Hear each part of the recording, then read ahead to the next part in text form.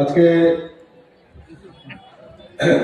আমাদের রামচন্দ্রঘাট এলাকায় আগামী লোকসভা নির্বাচনকে সামনে রেখে যে সভার আয়োজন করা হয়েছে, মঞ্চে উপস্থিত রয়েছেন ত্রিপুরা রাজ্য সরকারের দুইজন মন্ত্রী বিকাশ দেববর্মা এবং অনিমেষ দেববর্মা।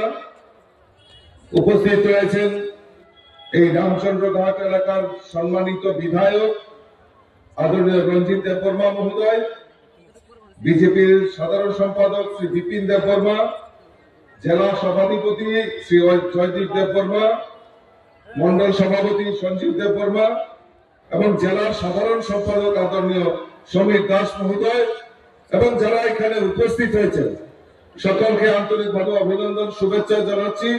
যতন খুলুকা বন্ধুগণ, আপনারা অবগত আছেন যে আগামী 26শে এপ্রিল আমাদের এই পূর্ব ত্রিপুরা আসনে লোকসভা নির্বাচন সংগঠিত হবে।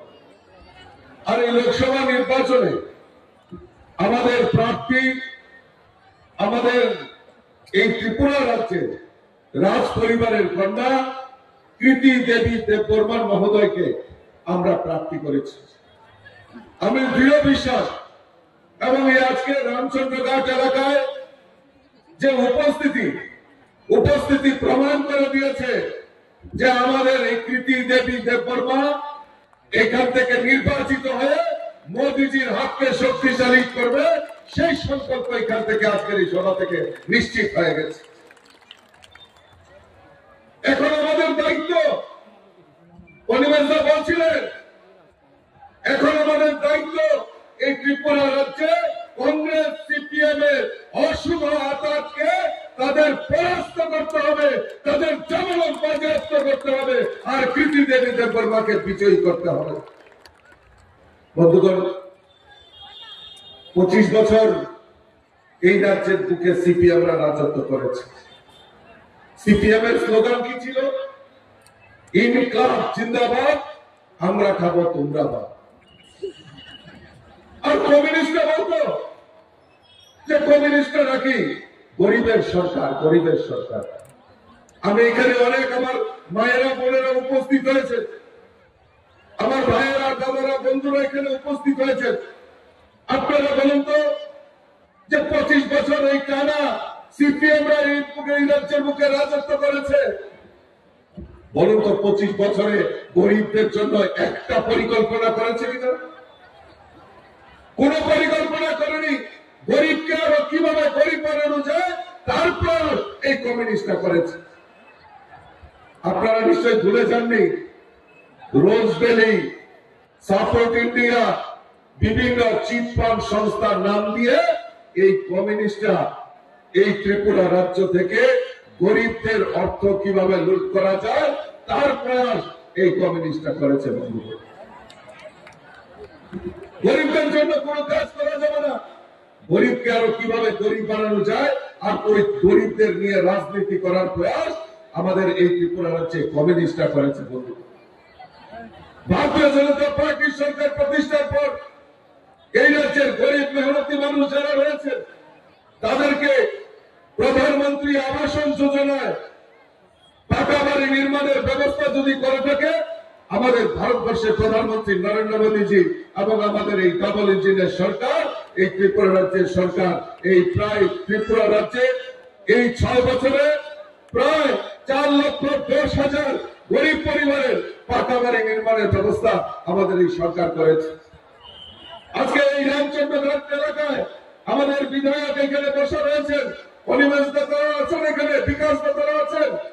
আজকে তাদের নেতৃত্বে বিভিন্ন এলাকায় আজকে যাতে গরিবরা পাকা বাড়ি নির্মাণ করতে পারে তার ব্যবস্থা করেছে। আজকে কংগ্রেস এবং সিপিএম আপনাদেরকে কি গ্যারান্টি দিতে পারে? কিসের গ্যারান্টি দিতে পারে? কারণ এই কংগ্রেস এবং সিপিএম তাদের রাজনৈতিক অবস্থান কি? তারা কোন সময় কংগ্রেস করেন, কোন সময় তৃণমূল করেন, কোন সময় প্রয়োজন হলে বিজেপিতে আসবেন, কোন সময় আবার সিপিএম করবেন। তাদের রাজনৈতিক অবস্থান কোন ঠিক ঠিকানা নয়। আর গ্যারান্টি যদি দিতে পারে ভারতবর্ষের প্রধানমন্ত্রী নরেন্দ্র মোদী দিতে পারে গ্যারান্টি যদি দিতে পারে, রাজ্যের মুখ্যমন্ত্রী দিতে পারে, গ্যারান্টি যদি দিতে পারে, আপনাদের অনিমেষ পর্ব দিতে পারে, গ্যারান্টি যদি দিতে পারে, বিকাশ পর্ব দিতে পারে, গ্যারান্টি যদি দিতে পারে, রঞ্জিত পর্ব দিতে পারে, তাদের সিপিএম এবং কংগ্রেস গ্যারান্টি দিতে পারে না। আজকে গরিবদের বাড়িতে পাকা বাড়ি নির্মাণ, তাদের শৌচালয় নির্মাণ, তাদের বাড়িতে পানীয় জল পৌঁছে দেওয়া, মহিলাদের নামে প্রধানমন্ত্রী উজ্জ্বলা জ্যোতি যোজনার মাধ্যমে বিনা পয়সায় এলপিজি কানেকশনের ব্যবস্থা যদি করে থাকে আমাদের এই ডাবল ইঞ্জিনের সরকার। আমি প্রথমে বলেছি যে পূর্ব আসনে এবং পশ্চিম আসনে, দুটি আসনে ভারতীয় জনতা পার্টির পদ্ম ফুল ফুটবে, সেটা নিয়ে কোনো সন্দেহ নেই। কারণ মানুষ বিশ্বাস করে। আমরা আগে ভারতীয় জনতা পার্টি আইপিএফটির জোট সরকার ছিল, এখন আমাদের কাছে শক্তি বৃদ্ধি হয়েছে। তীব্রমত আমাদের অনিমেষদা, বিশ্বনেতুল্য পর্মা, আইপিএফটি, বিজেপি, তীব্রমতা সব একত্রিত হয়ে এই এক ত্রিপুরা শ্রেষ্ঠ ত্রিপুরা করার লক্ষ্যে আমরা অঙ্গীকার হয়েছি। সিপিএম 25 বছর রাজত্ব করত, আর প্রত্যেক বছর বলতো যে এবার আমরা আসছি।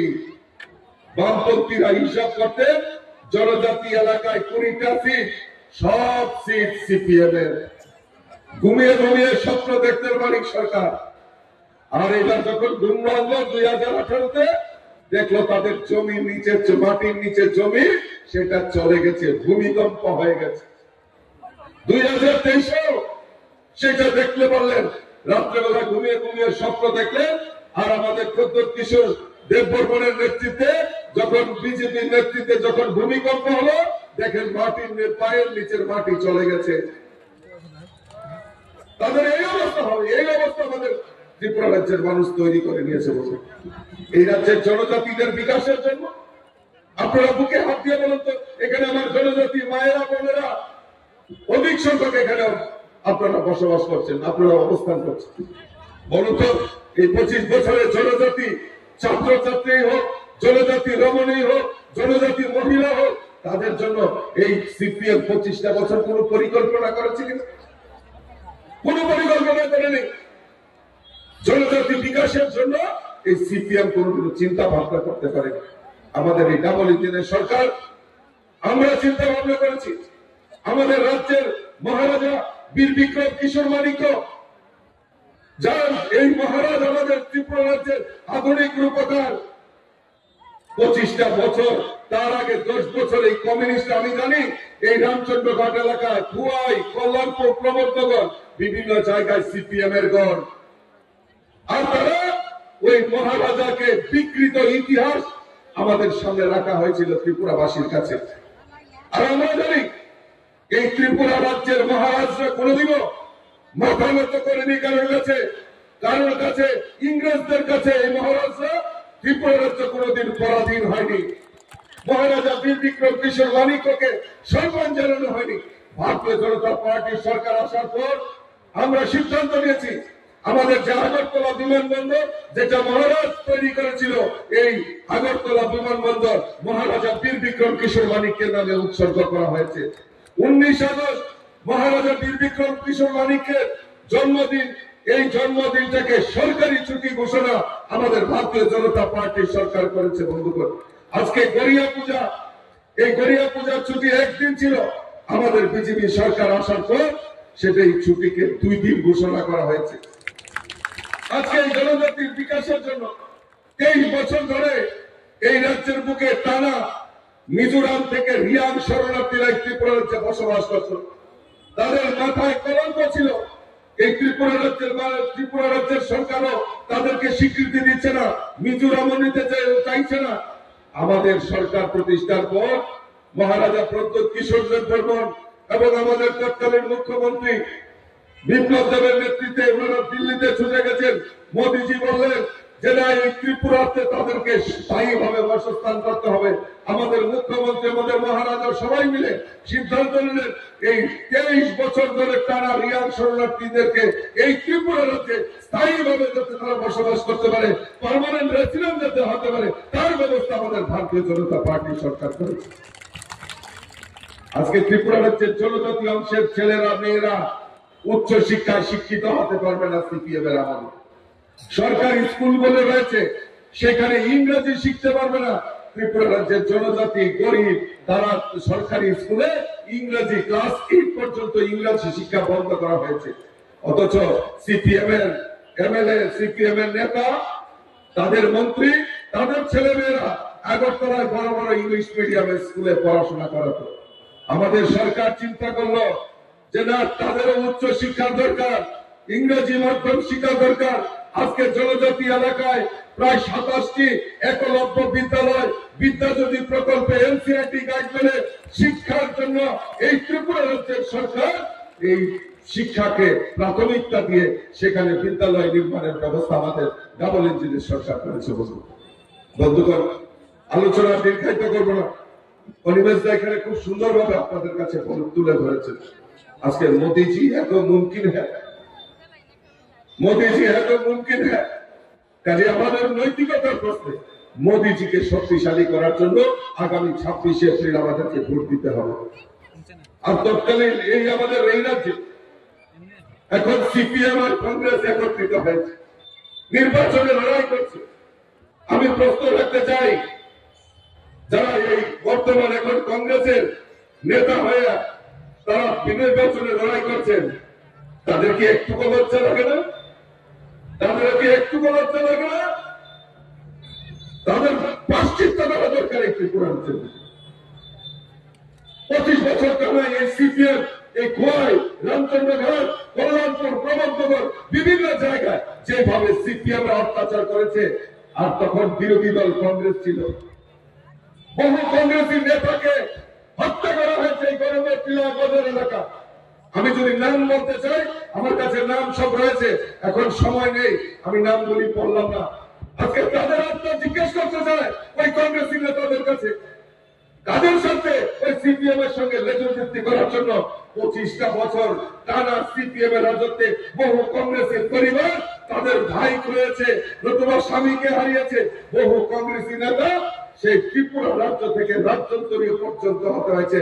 আর কাদের সাথে আজকে সিপিএম এর সঙ্গে আঘাত করেছে এই গৌরাঙ্গ টিলার মানুষ জিজ্ঞেস করতে চাই কংগ্রেসী নেতাদেরকে। শুধু নিজেদের রাজনৈতিক চরিত্রকে চরিতার্থ করার জন্য ওই কংগ্রেসীরা সিপিএম এর সঙ্গে আঘাত করেছে। গত কয়েকদিন আগে যখন সাংবাদিকরা ওই কংগ্রেসী নেতাদেরকে জিজ্ঞেস করেছে, উনারা কি বলেছে জানেন? বলেছে নিচে তারা ঝগড়াঝাটি করেছে, মারামারি করেছে, তাদের নেতাদের কোন দোষ নেই। আরে যারা কংগ্রেস করেছে, যারা কংগ্রেস করবে, এই কর্মীদের দায়িত্ব নেতারা নেবে না? এটা কোন ধরনের কথা? এটা কোন ধরনের কথা বলছেন? আমরা ভারতীয় জনতা পার্টি, আইপিএফটি, তীব্রতা আমরা বলেছি যে না, কোন কার্যকর্তা, কোন কর্মীর উপর যদি আঘাত আসে তাহলে পার্টি ছেড়ে কথা বলবে না, সেটা সুনিশ্চিত আমরা করি। বন্ধুগণ, তাই আমি আপনাদের কাছে অনুরোধ করব যে আসুন, আমাদের যে স্বপ্ন, আমাদের রাজ্যের মুখ্যমন্ত্রীর যে স্বপ্ন, সেই স্বপ্নকে সাকার করতে হবে। এক ত্রিপুরা শ্রেষ্ঠ ত্রিপুরা করতে হবে। আমাদের সরকার প্রতিষ্ঠার পর আমাদের প্রতিশ্রুতি ছিল যে আমাদের যারা গরিব অংশের মানুষ তাদেরকে সামাজিক ভাতা 2000 টাকা করে করা হবে। কই সিপিএম এর সময় তো গরিবের সরকার বলেছিল, তখন তো মাত্র 700 টাকা ভাতা দিত। আর ভাতাগুলি কাকে দিত? এলাকার এলসিএম নেতা, সিসিএম নেতা, টিসিএম নেতা, তাদের আত্মীয়দের দেওয়া হবে। মনে আছে? আপনারা ভুলে গেছেন? কিন্তু যারা প্রকৃত গরিব তাদেরকে দেওয়া হতো না। কাকে ভাতা দেওয়া হবে? ওই এলাকার এলসিএম নেতা, তার শ্বশুরের নামে ভাতা, শাশুড়ির নামে ভাতা, বাইকের নামে ভাতা, বাগ্নির নামে ভাতা, মানে আত্মীয় স্বজন সবাই ভাতা। শালীর একটা আলাদা ভাতা দিত। শালীরে অনিমেষের নাম মনে আসেনি? এটার নাম হলো স্বামী পরিত্যক্তা ভাতা। সব কমরেডের শালীর আরো একটা কম্পালসারি ভাতা দিত, মনে আসেনি আপনারা? কিন্তু যারা প্রকৃত গরিব তাদেরকে ভাতা দেওয়া চলবে না, তাদেরকে বিপিএল কার্ড দেওয়া চলবে না, তাদেরকে আয়ুষ্মান কার্ড দেওয়া চলবে না। কারণ সিপিএম এর ওই ঝান্ডা নিয়ে মিছিল করতে হবে আর স্লোগান দিতে হবে ইনকলাব জিন্দাবাদ, আমরা খাবো তোমরা বাদ। ঠিক ঠিক আছে, ত্রিপুরা রাজ্যে নেতারাই খাইছে, যারা গরিব অংশের মানুষ সেই জায়গায় গেছে, তাদেরকে উচিত শিক্ষা দিতে হবে। আমাদের রাজ্যের মাননীয় মুখ্যমন্ত্রী সেই সামাজিক ভাতা 2000 টাকা করেছে। এখন নতুন করে আমাদের মুখ্যমন্ত্রী জন আরোগ্য যোজনা চালু করেছেন রাজ্যের মাননীয় মুখ্যমন্ত্রী। 5 লক্ষ টাকা পর্যন্ত গরিব হোক ধনী হোক শ্রমিক হোক সমস্ত অংশের মানুষের জন্য 5 লক্ষ টাকার চিকিৎসার দায়ভার আমাদের রাজ্যের মাননীয় মুখ্যমন্ত্রী কাঁধে তুলে নিয়েছেন। আজকে রেশন শপের মাধ্যমে চাল তো মোদীজি ফ্রি দিচ্ছেন, তার সঙ্গে মুসুরি ডাল, সয়াবিন, চা পাতা, চিনি, আটা, ময় মশলা, সরষের তেল আজকে যাতে গরিবরা ক্রয় করতে পারে তার ব্যবস্থা আমাদের ভারতীয় জনতা পার্টি সরকার করেছে। কাজে বন্ধুগণ, কথা অনেক ছিল, আজকে যেহেতু আপনারা অনেকক্ষণ ধরে অপেক্ষা করছেন, আমি আর আমার বক্তব্য দীর্ঘায়িত করছি না। আমি শুধু আপনাদের কাছে একটাই জিনিস চাই যে আজকে আমরা 26 তারিখে 26শে এপ্রিল আপনারা পদ্ম ফুল ভোট দেবেন, সেটা আমি সুনিশ্চিত করতে চাই। কিন্তু আপনাদের গ্রামে গঞ্জে আপনাদের আশেপাশে যারা রয়েছে তাদেরকে একটাই শুধু কথা বলুন যে কংগ্রেস সিপিএম কে এই ত্রিপুরা রাজ্য থেকে চিরতরে বিতরণ করতে হবে, তাদেরকে উচিত শিক্ষা দিতে হবে, তাদেরকে প্রায়শ্চিত্ত করার সুযোগ দিতে হবে। আগামী 26শে এপ্রিল বর্তমান চিহ্নে ভোট দিয়ে আমাদের মহারানী কৃতি সিং কৃতি দেবী দেববর্মাকে বিপুল ভোটে জয়যুক্ত করবেন, নরেন্দ্র মোদীজির হাতকে শক্তিশালী করবেন। এই আহ্বানটুকু রেখে সকলকে আন্তরিক অভিনন্দন জানিয়ে আমার কথা বলা শেষ করছি। বন্দে মাতরম, ভারত মাতা কি জয়, বিজেপি জিন্দাবাদ, আইপিএফ কি তীব্র মাত্রা লড়লে।